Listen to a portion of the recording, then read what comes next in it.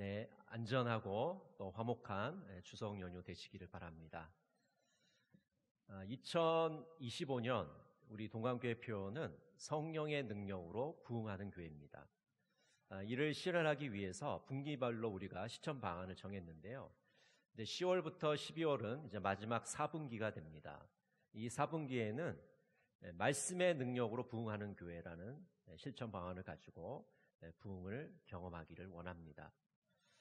진정한 부흥은 프로그램이나 이벤트에서 나오는 것은 아닙니다. 말씀의 능력에서 부흥이 나오는 것이죠. 제가 청소년기에 다녔던 교회는 은사 운동을 하는 그런 교회였습니다. 그래서 교인들이 은사 받기를 정말 간절히 사모했어요. 그런데 이 말씀의 뿌리는 약했습니다. 그러다 보니까 은사는 강조하는데 이 성령의 열매를 맺는 데는 굉장히 부족했던 것으로 기억을 합니다. 그러다 보니까 교인들이 서로 늘 다투고 부딪히는 경우가 굉장히 많았어요. 교회는 말씀의 뿌리를 내려서 인격의 열매를 맺어야 하는 것이죠. 종교개혁자들은 교회의 표지를 두 가지로 제시합니다. 깔병은 이렇게 말합니다. 교회가 하나님의 말씀, 곧 복음을 올바로 설교할 때, 그리고 성례를 올바로 시행할 때 교회를 인식할 수 있다. 하나님의 말씀이 올바로 선포되는 것, 그리고 이 성만찬과 세례가 올바로 집례될 때 참된 교회다라고 말하고 있는 것이죠. 올바른 교회인지 아닌지는 이 말씀과 성례가 올바로 집행되고 있는지를 보면 알 수 있는 것입니다. 우리 기독교 신앙에서 어느 교회든지 이 기독교 신앙의 두 기둥, 뭐라 그럴까요? 그 축을 이야기하고 있죠. 말씀과 기도라는 것을 이야기합니다. 대한민국 어느 교회를 다니고 전 세계 어느 교회를 가도 이 말씀과 기도라는 이 두 기둥에 대해서 이야기하죠. 얼마나 하나님의 말씀이 소중하고 중요한지, 우리 기독교 생활의 기반이 되는 것인지를 말씀해 주고 있는 것입니다. 우리가 이 말씀을 생각할 때 반드시 생각해야 될 것이 말씀과 성령의 관계입니다. 좀 잘 모르시는 분들은 성령과 말씀이 따로 노는 걸로 생각해요. 아니, 그렇지 않습니다. 이 말씀과 성령은요, 붙어 있는 거예요. 왜 그러냐면 하나님의 이 성령이 바로 말씀의 저자이기 때문입니다. 성경이 하나님의 성령에 의해서 지어졌기 때문인 것이죠. 우리 디모데후서 3장 16절 한번 같이 읽어볼까요? 모든 성경은 하나님의 감동으로 된 것으로 교훈과 책망과 바르게 함과 의로 교육하기에 유익하니. 하나님의 감동으로 되었다. 여러분, 감동이 됐다는 게 나 감동받았어, 그런 감동이 아닙니다. 하나님의 숨으로, 하나님에 의해서, 성령에 의해서 됐다는 뜻을 가지고 있는 것입니다. 성령님은 말씀을 조명하시고 우리로 하여금 깨닫게 하십니다. 그래서 우리가 성령님의 역사가 아니고는 이 시간 하나님의 말씀을 우리가 이해할 수가 없는 것이죠.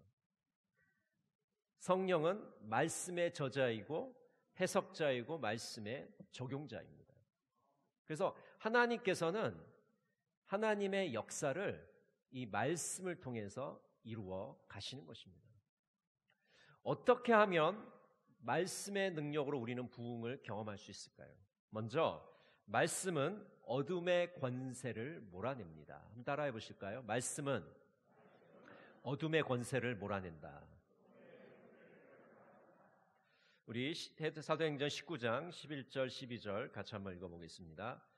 하나님이 바울의 손으로 놀라운 능력을 행하게 하시니 심지어 사람들이 바울의 몸에서 손수건이나 앞치마를 가져다가 병든 사람에게 얹으면 그 병이 떠나고 악기도 나가더라. 에베소에서 놀라운 일이 벌어집니다.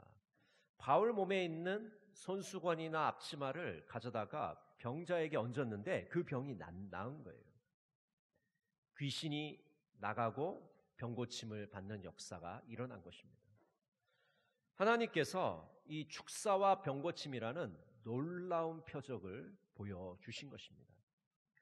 마가복음 16장 20절에 보면 이렇게 말씀합니다. 제자들이 나가 두루 전파할세 주께서 함께 역사하사 그 따르는 표적으로 말씀을 확실히 증언하시니라. 하나님께서는 왜 우리에게 표적을 보여주실까요? 왜 기적을 보여주실까요? 왜 병고침과 귀신이 나가는 그런 역사를 우리에게 보여주실까요? 그것은 하나님의 말씀을 증언하기 위해서입니다. 살아있는 하나님의 말씀의 능력을 이 표적을 통해서, 이 기적들을 통해서 우리들에게 확증을 해 주시는 것입니다. 하나님의 말씀은 어둠을 몰아냅니다. 죽음의 그림자를 지웁니다. 귀신을 쫓아냅니다. 병을 고칩니다. 낙심과 절망을 몰아냅니다. 마태복음 4장에 보면 예수님께서 마귀에게 시험받는 장면이 나옵니다. 40일 주야를 드시질 못하고 굶으셨어요. 금식하셨습니다. 그래서 마귀가 와서 뭐라고 그러냐면 이 돌들로 떡을 만들어 드십시오. 여러분 40일 굶었어요. 전 금방이라도 이 돌로 떡을 만들어 먹고 싶지 않아요? 그런 능력이 있으시잖아요. 근데 예수님 어떻게 하십니까? 말씀으로 그 유혹을 물리치십니다. 마귀의 시험을 물리치세요. 마태복음 4장 4절에 보면 이렇게 말씀합니다. 예수께서 대답하여 이르시되 기록되었으되 사람이 떡으로만 살 것이 아니요 하나님의 입으로부터 나오는 모든 말씀으로 살 것이라 하였느니라 하시니, 말씀을 통해서 마귀의 유혹을 물리치고 계십니다. 이것이 말씀의 능력입니다. 종교개혁자 마르틴 루터는 중세교회의 그 부패 그리고 그 미신으로부터 중세교육을 개혁해 나가면서 말씀을 통해서 개혁을 해 나갑니다. 그는 로마서와 시편을 강의하고 있었는데 신학교에서 그 로마서와 시편을 강의하면서 복음을 발견하게 됩니다. 여러분 성경책을 앞에 두고 복음을 몰랐다는 게 얼마나 우스운 얘기입니까? 근데 중세시대는 다 그랬어요. 성경책 뭐 만질 수도 없고 뭐 다 라틴어로 되어 있으니까 읽을 수도 없고 그냥 신부님이 들려주는 몇 마디 강론 듣고 그냥 그게 다인 거예요. 그러니까 말씀 제대로 이해할 수 있겠습니까? 복음이 뭔 줄 모르잖아요. 강론하는 신부조차도 복음을 모르는 시대입니다. 그런데 루터가 말씀을 연구하면서 복음을 깨닫게 된 거예요. 그 말씀의 능력으로 종교 개혁을 하게 된 것입니다. 한 선교지에서 성경이 현지어로 번역되면서 그 마을에 놀라운 변화가 나타나게 되었습니다. 마을 사람들은 오랫동안 미신과 두려움에 사로잡혀 있었는데 말씀을 읽고 말씀을 들으면서 그 마을에 변화가 나타나게 됩니다. 가정이 회복되고 마을이 밝아지게 된 것입니다. 말씀은 지금도 사람을 묶고 있는 어둠의 사슬을 끊고 새로운 삶을 우리에게 열어주십니다. 말씀은 어둠을 몰아내는 능력이 있습니다. 우리가 그 하나님의 말씀의 능력을 온전히 의지할 때 우리는 참된 부흥을 경험하게 되는 것입니다. 두 번째로 우리는 말씀의 능력을 통해서 어떻게 부흥을 경험할 수 있을까요? 하나님의 말씀은 거짓을 드러냅니다. 한번 따라해 보실까요? 말씀은 거짓을 드러낸다. 바울 당시에 마수라는 어떤 유대인들이 있었습니다. 이들은 축사와 주술을 통해서 돈을 버는 자들이었습니다. 그러니까 귀신을 쫓아내는 것이 선한 목적으로 쫓아내는 게 아니고 돈을 벌기 위해서 그런 일들을 행하는 자들이었어요. 그래서 이들을 우리가 혼합주의자들로 부릅니다. 마술과 유대교를 결합시키려고 했고 마술과 이방 종교를 결합시키려고 했습니다. 여러분 기독교도 오늘 위기를 맞고 있는 것이 기독교에 이 오염된 것이 들어오기 때문이에요. 미신이라는 것이 쫙 달라붙는 거예요. 무당 종교가 달라붙는 거예요. 이거 기독교를 오염시키는 겁니다. 여러분 이것은 혼합주의예요. 우리는 이 복음의 순수성을 지켜나가야 되는 것이지 여기에 미신과 주술이 붙을 자리는 전혀 없습니다. 그들은 시험 삼아서 악기 들린 자에게 예수님의 이름으로 명합니다. 예수님의 이름은 함부로 사용한 것이죠. 도리어 악기가 이들을 혼을 내는 장면이 오늘 본문에 기록되어 있습니다. 악기가 대답하여 이르되 내가 예수도 알고 바울도 알거니와 너희는 누구냐 하며 악기 들린 사람이 그들에게 뛰어올라 눌러 이기니 그들이 상하여 벗은 몸으로 그 집에서 도망하는지라. 예수님의 이름을 함부로 사용했는데 그들이 오히려 악기가 그들에게 너는 누구냐라고 질문하고 있는 겁니다. 그리고 그들을 억압해서 그들이 벗은 몸으로 도망치게 만드는 약간은 블랙 코미디와 같은 일들이 벌어지고 있는 것이죠. 진정한 권세는 하나님의 자녀들에게 있습니다.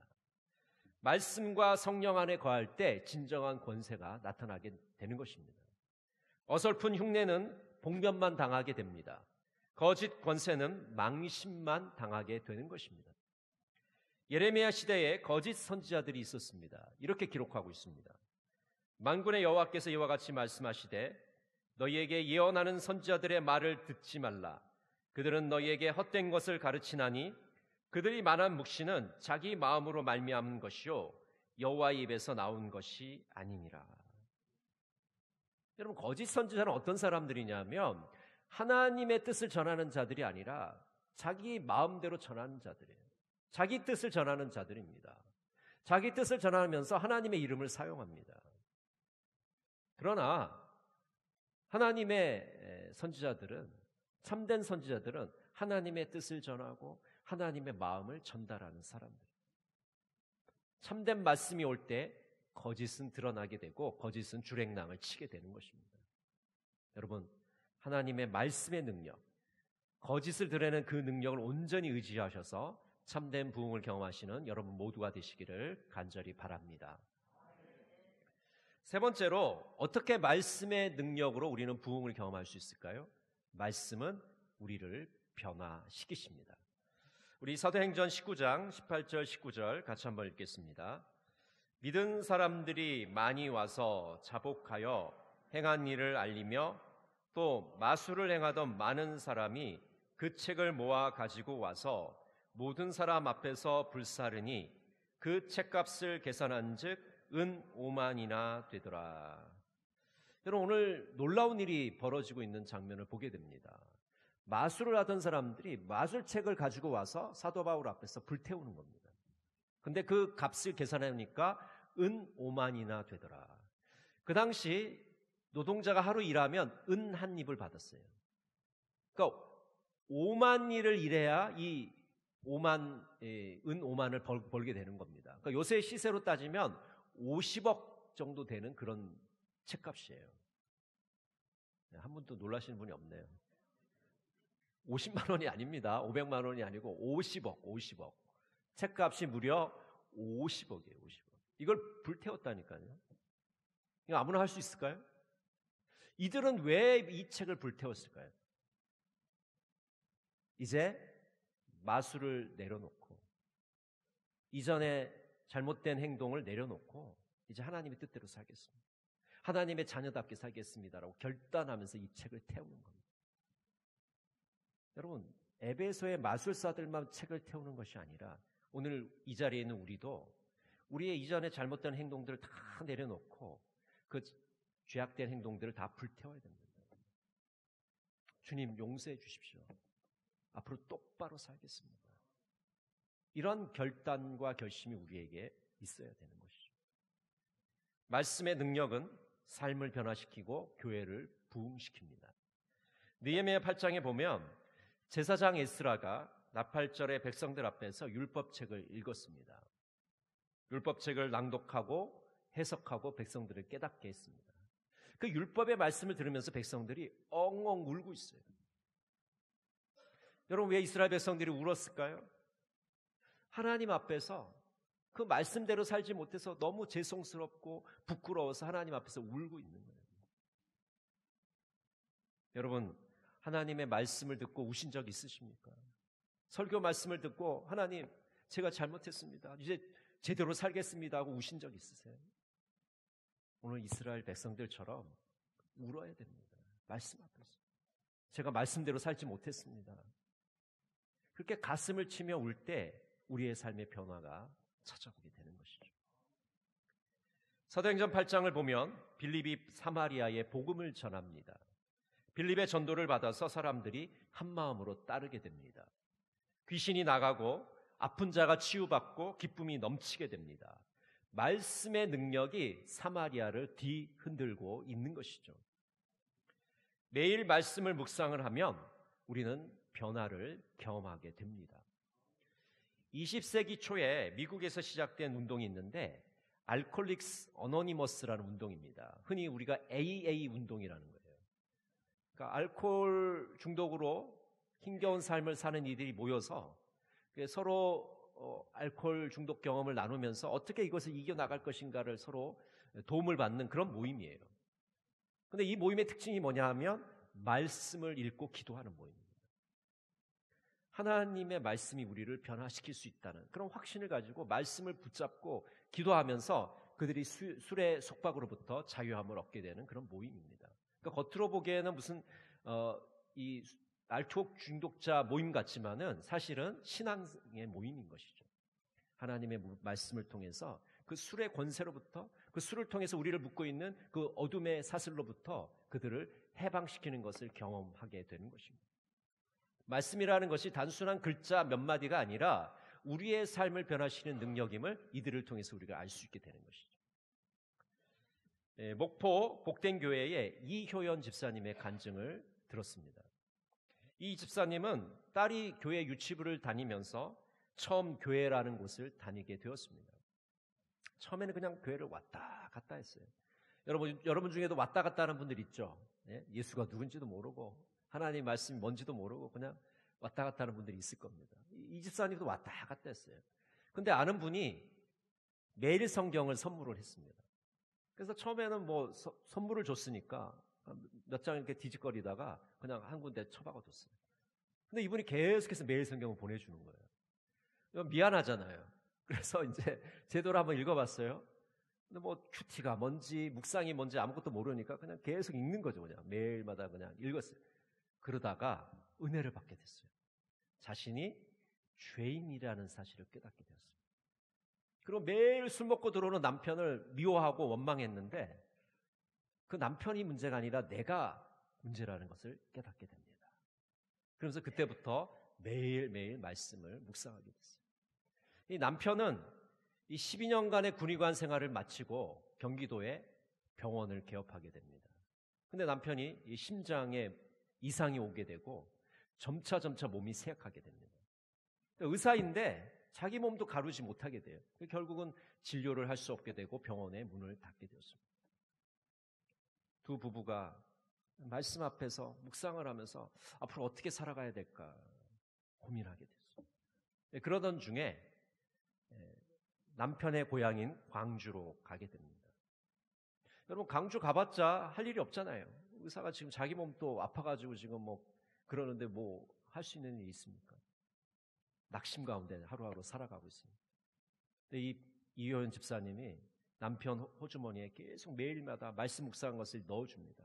적어서.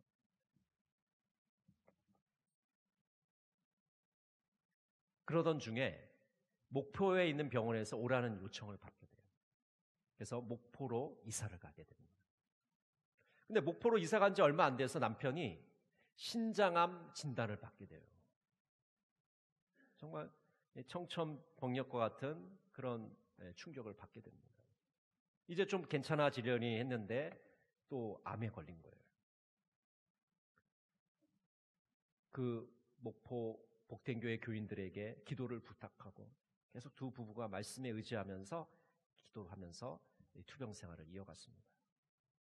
어느 정도 투병 생활이 끝난 다음에 몸이 어느 정도 회복이 되었어요. 그래서 새로운 일자리를 이제 찾고 있었는데 교도소에서 연락이 왔습니다. 교도소 의사로 좀 해주십시오. 요청을 받고 교도소 의사로 가게 되었습니다. 여러분 이 이효연 집사님 이 두 부부에게 말씀은 그냥 말씀이 아니라 삶을 변화시키는 하나님의 능력이었습니다. 그 말씀을 붙잡고 살 때 하나님께서 그들의 삶을 인도해 주신 것이죠. 오늘 우리에도 말씀에 붙잡힐 때 참된 부흥을 경험할 수 있게 됩니다. 1907년 평양 대부흥 역시 하나님의 말씀의 역사였습니다. 장대현 교회에서 열린 평안남도 겨울 남자 도사경회에 1000명 이상의 성도들이 모이게 되었습니다. 1월 14일 저녁 집회 때 헌트 선교사의 설교가 있은 뒤에 그레암 리가 통성 기도를 요청하자 성령의 놀라운 역사가 나타나게 됩니다. 또 이튿날 1월 15일 저녁 집회 때 길선주 장로가 회개와 고백을 촉구하자 성령의 강력한 역사가 나타나게 돼요. 그래서 성도들이 말씀을 듣고 그 앞에 나와서 자신의 죄를 고백하게 됩니다. 우리 한국 사람들이 그렇게 쉽지가 않잖아요. 이게 뭐 수천 명이 앉아 있는데 거기서 자신의 죄를 앞에서 고백한다? 이게 불가능한 일입니다. 그런데 성령께서 강력하게 역사하시니까 사람들이 막 저마다 나와서 저는 이런 죄를 지었습니다. 하나님 용서해 주십시오 하면서 엉엉 울면서 자기의 죄를 고백하는 일들이 벌어지게 돼요. 누가 시킨 것도 아닙니다. 뭐 무슨 프로그램에 있는 것도 아닙니다. 그 자리에서 성령께서 역사하셔서 그들이 성령의 감동을 받아서 그렇게 회개의 역사 일어나게 된 거예요. 그러니까 저녁 집회 시작해서 새벽이 되도록 그들이 계속 하나님 앞에서 가슴을 치면서 통곡하면서 회개하는 거예요. 이 성령의 역사가 전국 평양에서 전국 교회로 퍼지게 되는 평양 대부흥의 역사가 1907년에 일어나게 되는 것이죠. 참된 부흥은 단순히 교인 숫자가 늘어나는 것이 아닙니다. 말씀에 붙잡혀서 우리가 변화되고 우리의 삶이 변화되며 공동체가 변화되는 것입니다. 참된 부흥은 영적 치유와 회복을 경험하게 되는 것입니다. 우리 교회 파송찬송 오소서 진리의 성령님은 이렇게 노래합니다. 오소서 진리의 성령님, 이 땅 흔들며 임하소서. 거짓과 탐욕, 죄악에 무너진 우리 가슴 정케 하소서. 오소서 은혜의 성령님, 하늘 가르고 임하소서. 거룩한 불꽃 하늘로서 임하사 타오르게 하소서. 주 영광 위에 부흥의 불길 타오르게 하소서. 진리의 말씀 이 땅 새롭게 하소서. 은혜의 강물 흐르게 하소서. 성령의 바람 이 땅 가득 불어와 흰옷 입은 주의 순결한 백성, 주의 영광 위에 이제 일어나 열방을 치유하며 행진하는 영광의 그날을 주소서. 진리의 말씀이 이 땅을 새롭게 하시는 겁니다. 진리의 말씀이 이 땅을 고쳐주시는 겁니다. 여러분, 진리의 말씀이 우리를 찾아와 주셔서 우리의 개인을 변화시키고 우리의 삶을 변화시키고 우리 공동체를 변화시키시는 겁니다. 이 말씀의 능력을 온전히 의지하셔서 참된 부흥을 경험하시는 동강의 모든 성도들 되시기를 간절히 바랍니다. 기도하겠습니다. 사랑의 하나님, 인간의 프로그램, 마케팅이 부흥을 가져오지 않음을 분명히 알게 하여 주시옵소서. 말씀의 능력으로 부흥을 경험하기를 원합니다. 말씀이 어둠을 몰아내며 거짓을 드러내게 하여 주시옵소서. 말씀을 통해 변화를 경험하게 하여 주시옵소서. 말씀의 능력으로 부흥하는 우리 동강교회가 되게 하여 주시옵소서. 예수님의 이름으로 기도드립니다. 아멘.